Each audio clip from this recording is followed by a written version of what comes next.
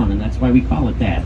You know, if I only had one neighborhood I could send you to, it would be the Loop, because there are so many treasures to unearth there. Starting with the architecture, of course, some of the oldest buildings in town, 130, 140 years old. You know, you're not going to see many buildings older than that because of the fire.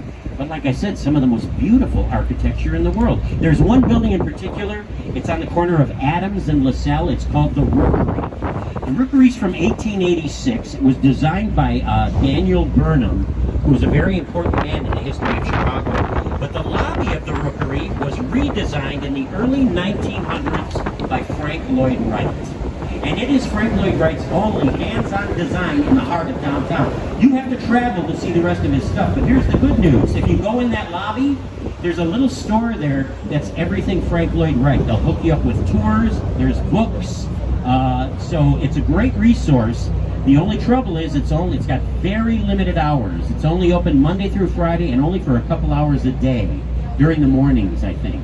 So it's well worth a trip, especially if you're a Lloyd Wright aficionado. And as you're walking around downtown, eventually you're going to run into that guy, that big, huge black building with the two white antennas on top of it. Let's talk about him for a minute, shall we? Because when it opened in 1974, that was called the Sears Tower, and it was the tallest building in the world. Stayed the tallest building in the world for 25 years. Now it's the 22nd tallest building in the world. But still the tallest building in Chicago, and that's not counting those antennas. You know, you never measure antennas when you're measuring the height of a building because, of course, they can be removed. However, if it's a permanent part of the structure, like a spire or a tower, it does count in the cumulative height of the building. So even without it, it's the tallest building in town. The architect was Bruce Graham when he worked with Skidmore, Owings, and Merrill. The engineer, the aforementioned genius, Dr. Fazler Khan. They came up with the idea for the building. It's called a bundled tube design. That tower is actually 9 towers, brought together for stability and then topped off at various heights. So you see 2 top off at the 50th floor, 2 more at 66, 3 more at 90, and 2 at 108. The entire building is clad in 28 acres of aluminum. And there's an observation deck on the 103rd floor. Panoramic views of the city. Very unusual feature on the western end. 4 glass boxes jutting out of the side of the building. You know what those glass boxes are? Glass boxes. You can step out onto that piece of glass and look down at the street 103 stories below you. Now, if you've been there and done that and you're looking for another thrill, go to the other building in town that was designed by Bruce Graham, engineered by Dr. Khan, and who had their name changed. Yeah, I'm talking about the John Hancock building over on North Michigan Avenue. Can you believe they changed the name of that one too? Just last year. They think we're going to call it 875 North Michigan. So go to the John Hancock building, and on the 94th floor, there's something called 360 Chicago. Panoramic views of the city, but no glass boxes you can step out onto. But they do have something. There are these 2 poles you grab onto. It's called the tilt because it tilts you forward 30 degrees to look down at the street, 94 stories below you. Just where you start losing your equilibrium, huh? They're both fun, but we're talking about Sears Tower. Oh, by the way, I know it's called the Willis Tower. And I mean no disrespect to the Willis Corporation. They're a very reputable insurance company in London. They insured the Titanic. If you look up in the sky to the right, you're going to see a building that's got a statue on top of it. That statue is the Chicago Board, on top of the Chicago Board of Trade. When that building opened in 1930, that was the tallest building in town for 35 years. It's a beautiful Art Deco structure that, if it looks familiar, it's because it stood in for Wayne Enterprises in Batman Begins, one of the many movies filmed in Chicago. It's down there in the financial district. You walk around there, you'll see some really old buildings and some really strange buildings. There's one, it's in the shape of a triangle, and it's yellow, and it has weird windows. As a matter of fact, you can see a piece of it as we come past this glass building right here. See that mural right there, the sleeping giant? There's a brown building behind that. Look behind there. See that little yellow building that with the crazy windows? Well, it's a federal prison.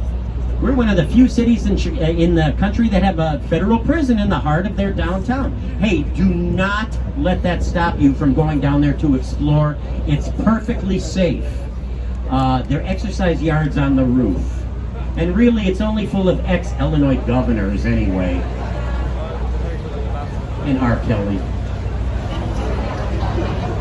Too soon?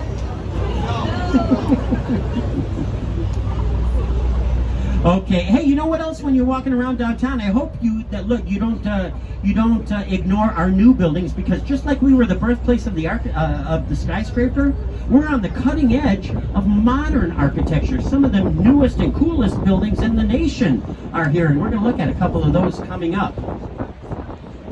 I love the building in front of Sears Tower right here, the rose-colored building. It doesn't have a name, it's just called 311 South Wacker, but it's the 8th tallest building in town. How do you brag about being the 8th tallest building in town when you're right next door to the tallest building in town? Big Nightlight. Did you notice that cylinder on top of it? Well, take a look at the night skyline tonight. It figures very prominently in the night skyline, that big round thing on top. And then look down, and here's another unusual building. Doesn't this look like a ship that ran aground? But you know what that is? That's actually a ginormous air conditioner. That building is air conditioning 100 other buildings in the South Loop.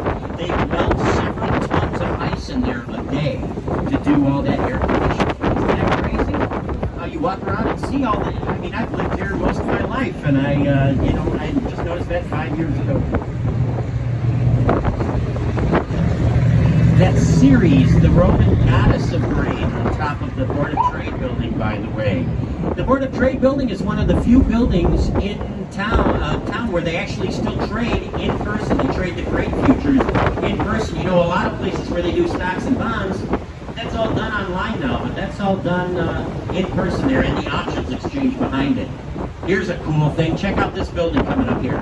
See that slab of concrete running up the length of the building? That's etched into that slab of concrete is a map of the Chicago River. And then you follow that map all the way up and you see a red box, and now it becomes the largest "You Are Here" sign in the world. Because that's exactly where we are on the Chicago River at this moment. Ooh, that breeze feels nice. By the way, as we're going underneath our bridges, I hope you're noticing our little bridge houses, because the bridges all look alike, but the bridge houses all have their own unique sort of personality, and they're all used. Somebody walks into that house and flips a switch to open these guys. The 40 or 45 times a year that we do. Hey, you want to see Willis Tower from the bottom all the way to the top? There's very few places in town where you could see the entire expanse of the building, but this is one of them coming after this building, but it happens real fast. So I want to give you guys a heads up. Because there it is. There's the door, there's the building, and there's those glass boxes. Wow.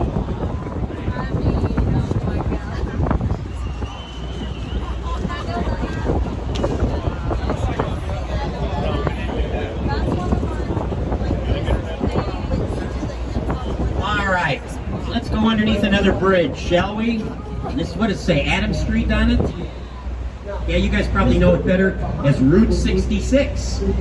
Because Route 66 begins or ends in Chicago, depending on which way you're traveling, about 7 blocks that way, where Adams Street dead ends into South Michigan Avenue. And if you're standing on that corner, you are by one world-class museum. And I'm talking the Art Institute of Chicago. Give yourself a day, if not more. It's that good, okay? Now that's that way through the loop. We've already talked about all the buildings over here on this side of the boat. I did want to mention one more thing about all these buildings over here though. Most of them 60, 70 years ago weren't here. You know why? Because that was Skid Row. This was the most impoverished, squalid part of the city of Chicago. Back in those days, in 1949, Time magazine wrote an article about that neighborhood, and they called it Land of the Living Dead. And now it's called the West Loop, and it's barely affordable. Oh, times have changed, huh? Times have changed for this guy. This used to be one of those places where they traded stocks and bonds. Look at those 2 massive trading floors in between the towers there. Those trading floors have been adaptively reused as offices. So instead, you know what I'm going to do? I'm going to use this building to show you a piece of awesome structural engineering. I want you to take a look at this north tower here with the serrated corners on it, okay? The towers themselves are pretty amazing feats of architecture, but follow it down and look how closely it's built to that bridge house.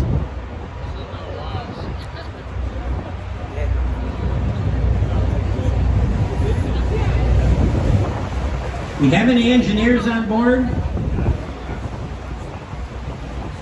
Good on you if you are one.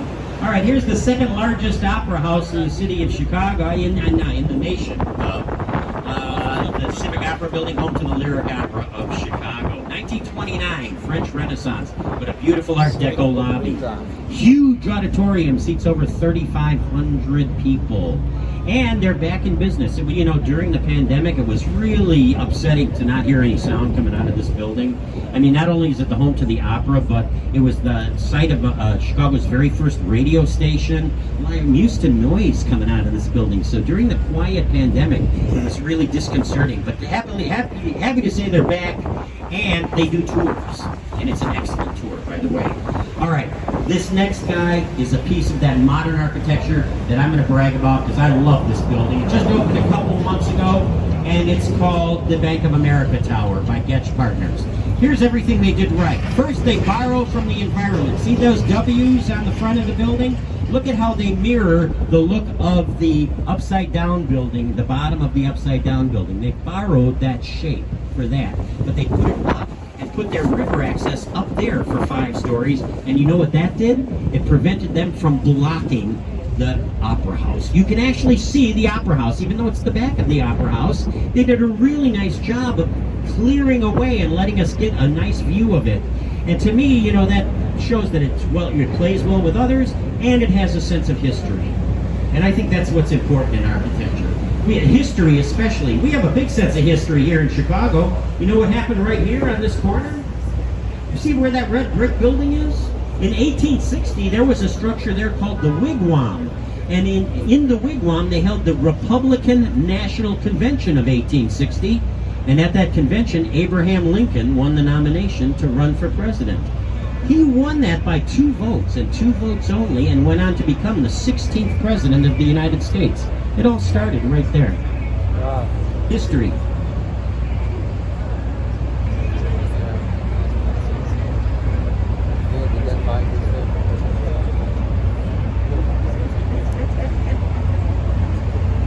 You want to go to Lake Michigan? Let's do it, shall we? We're not going to go in, but I'm going to get you as close as possible and save some memory on your phone, because I promise you a pretty awesome view of the skyline, okay? You know, if you were off the boat, you could walk to Lake Michigan. This is the start of the Chicago River Walk. Starts here and goes all the way to the lake, 1.25 miles. And each little section, you'll notice, has a different theme, and those themes are related to life on the river. But I want to talk about that beauty behind it. How's that for a piece of contextualism? Look at the way 333 West Wacker follows the curve of the river for 365 feet of dramatic curtain wall. Now look at the buildings on both sides of it. All 3 of these buildings are the same architectural firm over a period of 30 years. Cohn, Pedersen, and Fox. Look at the picture they took 3 decades to create for us. We do not just drop buildings in the nearest hole here in Chicago. A lot of thought goes into it, sometimes over a long period of time. What an excellent job they did. Of course, most people look at that center building and the first thing they think of is Ferris Bueller's Day Off, because that was Ferris's dad's building in the movie. Hey, you guys got something to do tonight? I got something for you to do. I think it's the coolest thing we got going in Chicago. I bring all my out-of-town guests to see this, and I hope if you're around Chicago tonight, you come and check it out too, because I don't think there's anything like it anywhere else.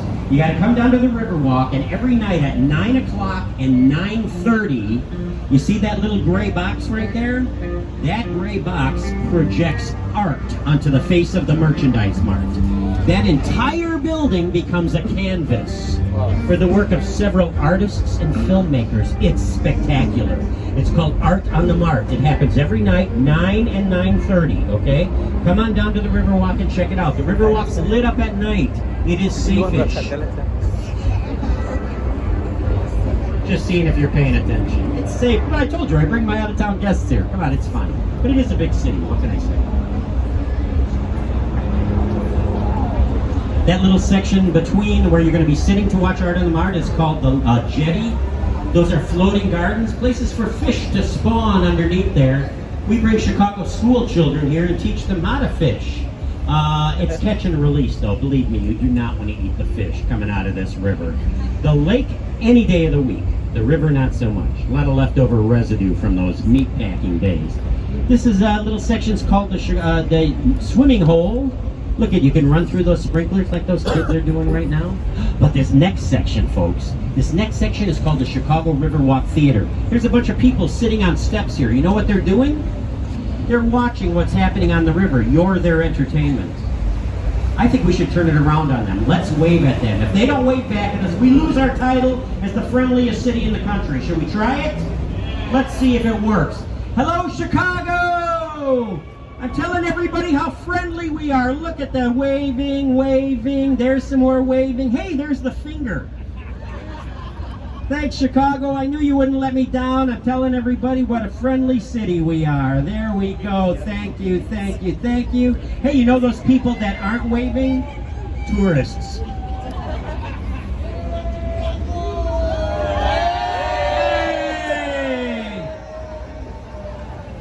Feel better now? One of my favorite buildings in town, 77 West Wacker. I love this. It's a postmodern masterpiece by Ricardo Bofill Arquitectura. Look how modern this is in the middle. Steel, glass, Portuguese granite. But then look way up on the top. There's a Greek element with those pediments. On the bottom, a Roman influence with those archways and pillars. Postmodernism.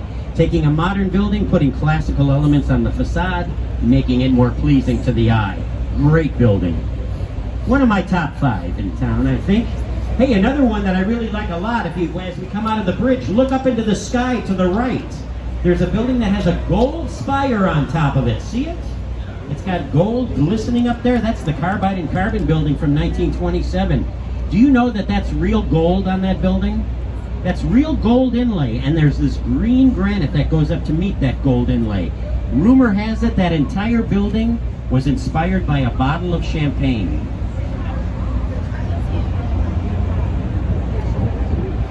State Street, that great street.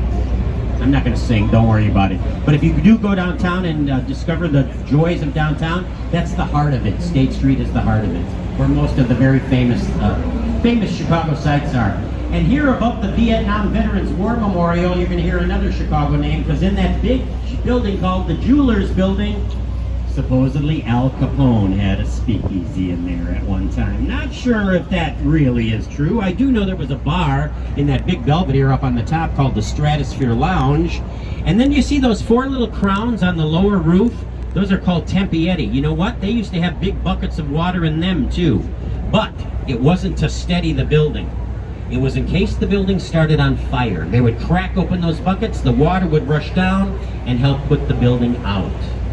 Now take a look at the skinniest skyscraper in the city. Look at this guy sandwiched between these 2 glass buildings here. That's Mather Tower from 1929. But look, it has a new hat. You know, the old one was in bad shape, but here was the problem. They couldn't put a crane up there to fix it because the building's so skinny. So you know what they did? They just closed off the top 17 floors, rebuilt the hat off-site, brought it down the river on a barge, lifted it up with a helicopter, set it on top of the building, and then continued the work from inside. Right next to where the Army built Fort Dearborn, and they built it here twice because it was destroyed in the War of 1812. You know why the Army built Fort Dearborn right here? It was very strategic. This was the mouth of the Chicago River back in those days. This is the very spot where the lake and the river met. That street right there, Michigan Avenue, back in those days was the beach. So what is this for the next half a mile until we get to the entrance to the lake? It's all landfill, and that landfill started with the ashes of the Great Chicago Fire. The entire old city is underneath this new part of the city over here, on both sides of the river, except on this side where the Apple store is. Because as we come out of the bridge, you're going to see the Apple store is the first thing you see. It's a glass building, and that was on a point that stuck out into the lake. And on that point, the very first settler to the city of Chicago, a Haitian fur trader by the name of Jean-Baptiste Pont du Sable, at his fur trading operations. But otherwise, we'd be in Lake Michigan right now if we were back in 1803. As you can see, there was a lot of landfill, so it wasn't just the old city that we plowed, that we pushed into the lake. Every time we dug a subway, we put the dirt out here. Every time we took down an old building and put up a new one, that came out here too. So all of this is built on pieces of Chicago. The building behind Mies van der Rohe's Illinois Center and the largest hotel in Chicago, this big white tower here, used to be the third tallest building in Chicago. That's the Aeon Center. Actually, it used to be called, this one had its name changed too. It used to be called the Standard Oil Building, or we called it Big Stan. You know, when Big Stan first opened, he didn't look like that. He had different cladding on the outside of him. He was clad in beautiful white Italian Carrara marble. And boy, it was beautiful. On a day like today, it would glisten. At night when they would light it up, it would pop in the night skyline. But a couple years after the building opened, that beautiful marble decided it didn't like Chicago winters, and it started cracking and falling off. Wow. So we had to take off all that marble, which decimated the quarry in Italy where Michelangelo got all of his marble to create his masterpieces. We had to take it off. What did they do with it? They crushed it and sent it to a refinery in northwest Indiana where they used it for landscaping material. And then they reclad the building in that ugly Carolina granite to the tune of $80 million or $1 million per floor. And then the news for Big Stan just got worse last year. You know why? He lost his title as the third tallest building in town to that one. That beautiful blue three-tiered wavy tower right there, the third is the new third tallest building in Chicago. It's called the St. Regis. It's also the tallest building in the world designed by a woman. And her name is Jeannie Gang from Studio Gang right here in Chicago.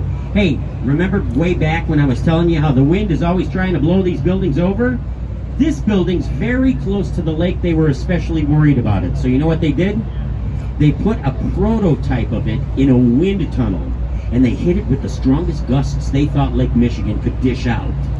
Found out they're really going to have a problem. So you know how they solved it? If you look up on the 83rd floor of the tallest tower, it looks like they skipped a floor with the cladding, doesn't it? They're going to leave that open. It creates what's called a blow-through. The wind is actually going to blow through the building instead of just hitting it and trying to knock it over. Now, blow-throughs have never been tried in Chicago before. So come back later this year, we'll see if it worked. All these buildings to the left, by the way, of St. Regis are all condos and apartment buildings. And 50 years ago, none of them were there. That was a 9-hole golf course. Now there's about 10,000 extra people in a very crowded Lakeshore East neighborhood. Very crowded over here, too. This is River North. There's a lot of new buildings over here. And even these towers here aren't that new, but that building behind it, that big tan building, is certainly new, and that's nothing but rental units. Only been open for 2 years. And the street between those two buildings is the street that leads to Navy Pier. So it's very crowded over here, but it could have been worse, except for what's not here. And that would have been what was supposed to be behind that fence right there. That was going to be the site of what was going to be the tallest building in Chicago. The Chicago Spire, a beautiful design by architect Santiago Calatrava. As a matter of fact, they did all the underground work on the spire over here. They dug a hole for it, they put all those footings in down to the bedrock, they poured all the concrete, and they ran out of money and left us with a $50 million hole in the ground. They keep talking about putting something new there, but it's been 17 years. I haven't seen any activity, so I'll let you know if anything happens. Hey, you know what's on the other side of this bridge? Lake Michigan. I told you we're going to the lake. Here it is. Wow.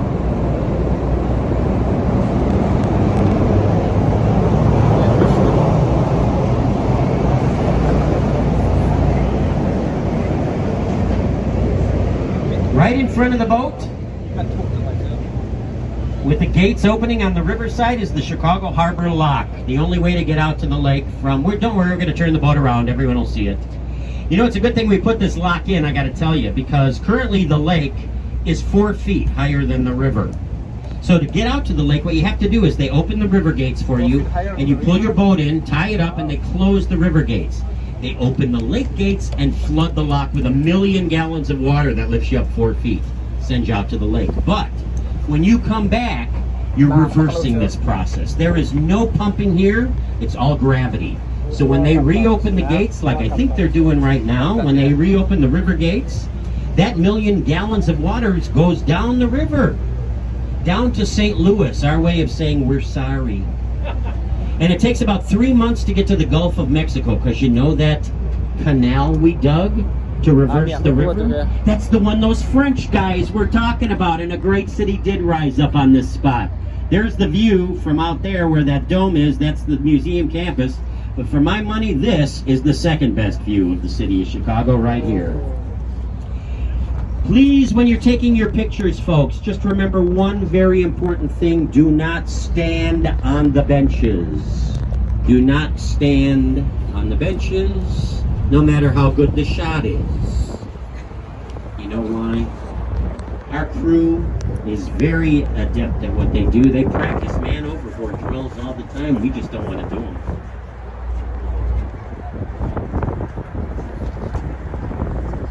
What a beautiful day.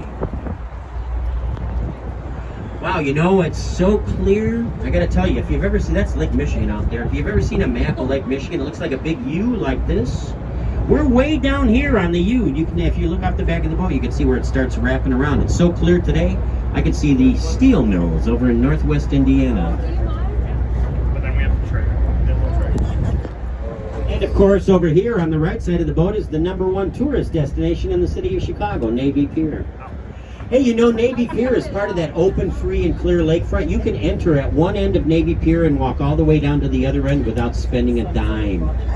You're going to be kind of hard-pressed not to spend money on Navy Pier. I'm going to tell you right now, there's a lot to do there. But if you want to come and watch the free fireworks we have every Wednesday and Saturday. Anybody see the fireworks last night? Yeah, well, every Wednesday and every Saturday we have free fireworks in Chicago, 9:30 on Wednesday, 10:30 on Saturday, I think. In any case, great place to watch them on Navy Pier, or on the bridges, or on the beaches, or over on the museum campus. Best place to watch it, out on a boat.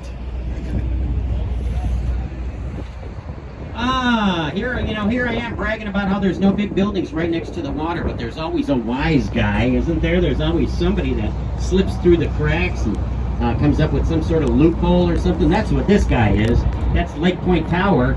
His loophole was that he's built on privately owned landfill. That'll never happen again, but you know what? If you gotta have a wise guy, it's not a bad looking building. You know why? Based on a Mies van der Rohe design of a building of his that never got built in Berlin. You know, the Nazis chased him out, and the Nazis did not like modernism, I gotta tell you. They were into those, they were really staunchly behind that old school German architecture. They did not want this modern stuff.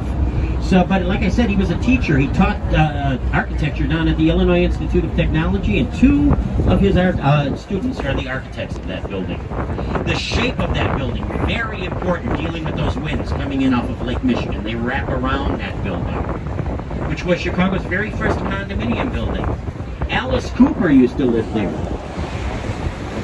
The 2 people on board who seem to know who Alice Cooper was. Also Sammy Sosa, Goldie Hawn, a bunch of people used to live there. All right. Hey, you know, when I was talking about contextualism before, I was mentioning how it mirrors the environment, but sometimes they just borrow from the environment, like shapes or color. I wonder if you can guess what is the most mimicked color in the city of Chicago as far as architecture goes. And that would be the color of this river. Take a look down here. This is our river's natural color. That's very clean lake water coming in with algae in it, and this river has a clay bottom. So you're getting that sort of grayish, greenish cast from the sunlight filtering through the algae. And notice how some buildings will use the color for their trim, other buildings will use it for the tint in their windows, and it really matches very well, except for the one day of the year when it doesn't match at all. And that would be St. Patrick's Day. when the plumbers union comes out with their secret special concoction and they dye the river electric Kelly green for the St. Patrick's Day parade. It's crazy wild to watch. You know, they won't tell us what they're dyeing the river with, but they promise us it's environmentally friendly. I've watched them dye the river. Whatever's coming out of the back of that boat is orange, so I don't know what the heck's going on, but it turns like bright Kelly green. Like the color of those kayaks. It lasts for like a day and a half, and then we send that down to St. Louis too. You know, normally I'd be spending a lot of time talking about this triangular building coming up here because I think it's beautiful. It's Harry Weiss's Swiss hotel. Harry Weiss, the guy that likes sailing. There you go, another big sail of a building. But then it would take away from me talking about the building behind it. And the building behind it is a treasure. The building behind it, you'll notice it's got wavy balconies on it. They come out about 13 feet and then they go into almost nothing. That is Jeannie Gang's Aqua. That's Jeannie Gang's other building in town. When Aqua opened in 2009, it won the Emporis Award for the most beautiful skyscraper in the world. That's only voted to one skyscraper a year and only been doing it since the year 2000. So it's in very rare company. Beautiful piece of architecture. Another interesting point about it, it used to be the 10th tallest building in town. When she opened her new building, she knocked herself out of the top 10. Now it's number 11. But we're so happy and we're so lucky to have Jeannie Gang in the Chicago family. You know who else we're lucky to have? Adrian Smith. Hey, Adrian Smith, our homeboy who did Trump Tower and the Burj Khalifa. He also did NBC Tower right here. Looking very much like its New York counterpart, 30 Rockefeller Center, on purpose. They wanted the buildings to look similar. This one's a little smaller. I guess the only other difference is in New York, they filmed Saturday Night Live at NBC there. Here's where we filmed the Jerry Springer show. Two more buildings to talk about and then I am done. The first one's right in front of the boat. It's that big tower with the white clock, the big white tower with the clock in it. Probably the most iconic building in Chicago, the Wrigley Building. Notice it's two buildings though, from 1919, 1924. Those buildings are connected by two pedestrian pedways on the 3rd and the 14th floor. 6 different shades of white terracotta tile on that building get lighter as it goes up to the top of that clock tower that was inspired by the Giralda Tower in Seville, Spain. The last building I'm going to be talking about is a treasure, and it is a winner of a contest. Right behind the Apple store is Tribune Tower. Tribune, when they owned the building in the early 20s, they had a contest for their new tower. That was the winner out of 260 entries from around the world. But you know the most interesting thing about this building is on the base of it. Because when they're getting ready to put it up, the head of the Chicago Tribune, Colonel McCormick, he called all his foreign correspondents from around the globe, and he said, I want you to beg, borrow, or steal a piece of an iconic structure of the city you're in. I'm going to embed it into the base of my building. So you walk around that building, you can touch the Great Wall of China. You can touch the Pyramid at Giza, Buckingham Palace, the Kremlin. We stole that one. 9/11, because we keep adding to it every year. So you can take a trip around the world walking around the Tribune Tower. All right, folks, we're at our dock. What we're going to do, though, is dock our boat before we let you off, and we're going to ask that you please stay seated. We're at this dock especially. Sometimes when we bump the wall, we hit it a little hard, and we would hate for you to be knocked down to this rather unforgiving deck. If you have any questions about where you're headed next, I'll be at the bottom of the ramp. My name is Joe. I'll be down there to answer any questions you have or whatever, just to make sure you disembark safely. And on behalf of the captain and the crew, we want to thank you for joining us today. I hope you enjoy your rest of your time in Chicago. Bye-bye, folks. I am out.